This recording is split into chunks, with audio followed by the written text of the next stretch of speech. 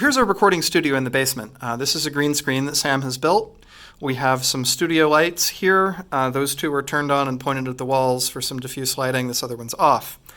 Here's the table where I sit to do class. I've got my laptop here that is mixing everything.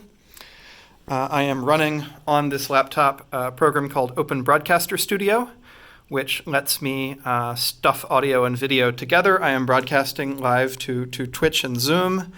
I have a thing set up where anything that the students type in Zoom chat appears on the screen, so it'll be on the video that we upload.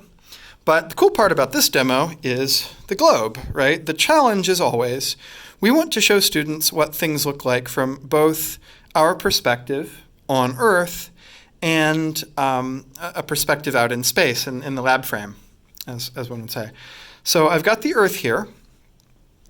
Sam has graciously loaned me his GoPro, which is the observer on Earth. And I've put little sticky bits in different places so I can move the observer around the Earth. And then I have my Nikon camera with a stupid wide-angle lens capturing the entire view.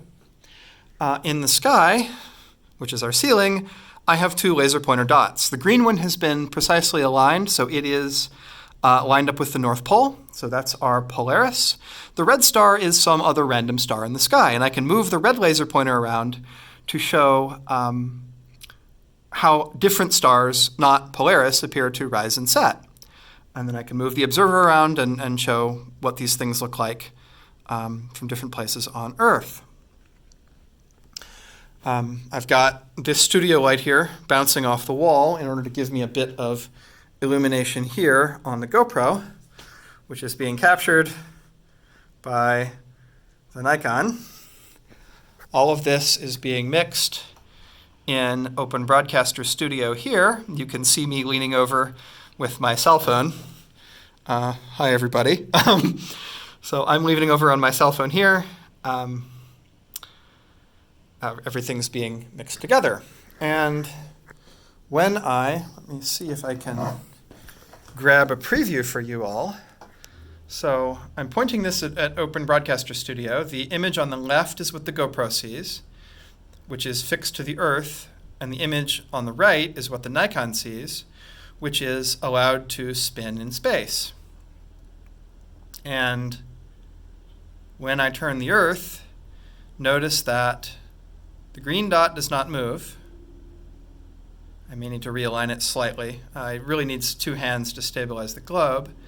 When I turn the globe, that little red dot appears to rotate with the night sky, and the little green dot appears to not do anything. Look at the GoPro image on the left.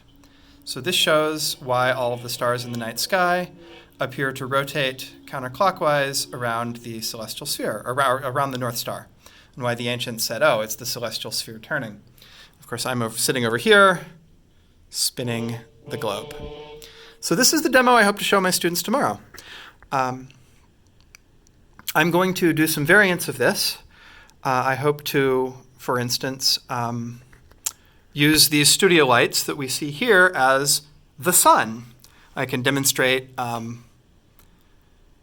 things like the seasons, put the sun on one side or the other side.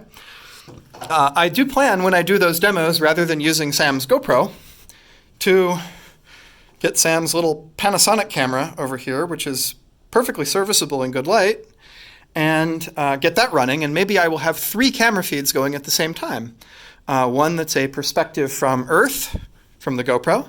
One that is the perspective from space, which is the Nikon on the tripod.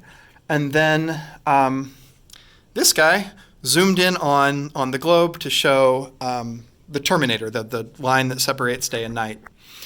One thing that you can do, I'll just talk about a few other things we're doing down in the studio. The green screen can be used with Open Broadcaster Studio to make a background disappear. So when I'm presenting my class, I stand in front of the green screen, I can walk back and forth, but I've got my slides behind me.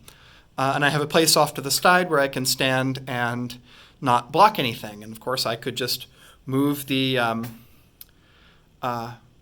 move the cloth out of the way and write on the blackboard if I want, and then miraculously the slides vanish, and Blackboard space I can write on appears. When I am sitting at the computer teaching, I have Open Broadcaster Studio here that I can see, and on the left you'll notice this thing that says Scenes. I can, if I like, you see a bunch of things that are set up. Some of them say fallback, which is what happens if the Nikon runs out of batteries. I can do various things and flip from one set of things being screen shared from my computer to another. So this is kind of how we're doing video production in Astronomy 101. And as I talk here, you'll notice the, whoop, went on screensaver. As I talk, you'll notice the level monitor for the audio input capture, which is off of the Nikon's microphone, going up and down. So I can see in real time how all of my AV stuff is doing. But as this gets more intricate, I'm thinking about hiring one of our coaches as a producer to help me run tech while I do other things. You know, one of the challenges of a lot of these online platforms that we're using, you know, Zoom and such, is you know, it's very difficult for the students to interact with each other, and that's something that we really believe strongly in the physics department, as you all know. You know, we're dependent on the foibles of Zoom breakout rooms and Blackboard Collaborate breakout rooms and this, that, and the other thing. That's going to be hard. Like stepping away from active learning and stepping away from student easy interaction with each other is really tough for us. But for the other stuff, I'm trying to get it as good as I can. One of the things that you can also do in OBS, which I know that Jay and Matt and I are all investigating, is you can have Zoom chat displayed live on screen. So one of the things that I am capturing here, so right now it's showing another piece of the Zoom window, right? But one of the things that you're able to do is to use the same technology that makes the green screen work to show you Zoom chat with a transparent background. So if you're recording a video, you can have Zoom chat in it, or I discovered on Tuesday was equally helpful for me. I could be teaching, and I could have Zoom chat appear on the same thing that I am monitoring to make sure that I'm standing in the right place in front of my green screen. So you can do all of these fancy things. If anybody wants to use our recording studio, or if anybody wants me to like help you out with videography, please let me know. Thank you for anybody who's had the patience to follow me through this whole ramble about what we're doing down here in the basement in Astro 101. Here's our giant pile of cables. I have even more garbage when I'm actually teaching, because I've got to have a second computer and other things. And Sam, we brought this monitor into Stolken Auditorium last semester for the use of two students who can't raise their necks. They're in powered wheelchairs, and they have a disability that makes it hard for them to see the screens. So we just put this thing right in front of them. And actually, this may not be the same monitor. It may be one that Sam pinched from the clinic, the ones that weren't being used. But I'm going to put Zoom chat and Twitch chat up on this so I can see more easily rather than having to bend over my laptops like I was having to do on Tuesday.